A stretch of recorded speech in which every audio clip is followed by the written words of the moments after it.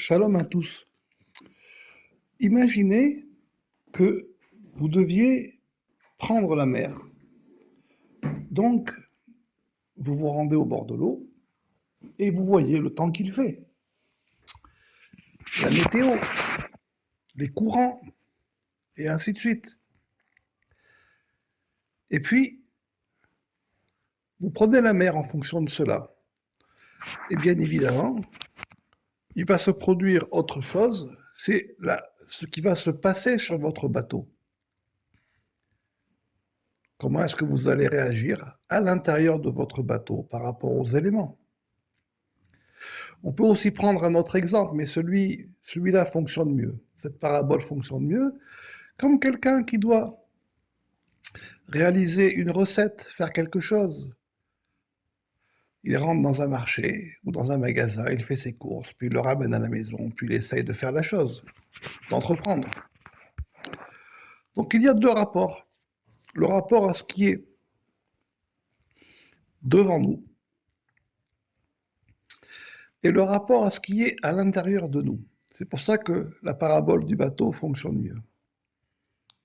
Donc vous voyez devant vous ce qu'il y a. Et vous prenez une route.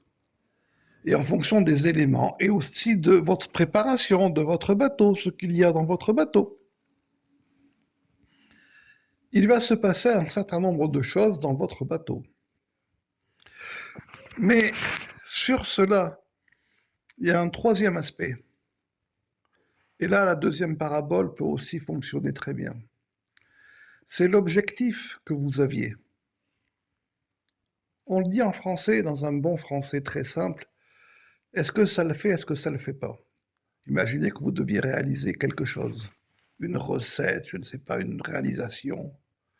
Est-ce que ça a fonctionné, est-ce que ça n'a pas fonctionné? C'est un troisième aspect. Ces trois aspects existent dans tout. Dans tout. Dans toute chose que l'on entreprend. Vous pouvez leur trouver des applications presque à l'infini. Ces trois aspects sont les trois aspects d'un processus spirituel. La vision qui est devant vous, la vision qui est à l'intérieur de vous. Et le troisième aspect, c'est la résonance, ce qui va sortir de votre action par rapport à un objectif.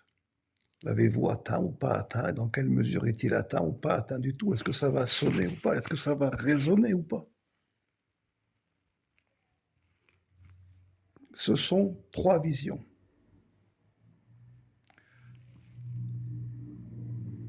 Une vision devant, une vision à l'intérieur et une résonance. On pourrait discuter presque sans fin de ces trois visions. La majorité des gens n'en connaissent qu'une, celle qui est devant, et qu'on appelle assez vulgairement un troisième œil, parce que c'est l'œil qui voit au centre de ce qui est devant. Le problème, c'est que, avec cette appellation d'un troisième œil, ou bien de l'œil du grand visage, qui ne dort jamais, comme c'est marqué dans le psaume 121, c'est qu'on a limité cette vision justement à un œil. Parce que dans le visage humain, on voit bien deux yeux. Donc on s'imagine qu'il pourrait peut-être y en avoir un troisième, un qui concentre les deux, un faisceau unique, par exemple. Là aussi, on peut discuter sans fin. Mais la vision à l'intérieur, c'est aussi une vision, un autre aspect de la vision. C'est ce que j'ai expliqué dans le commentaire sur les psaumes.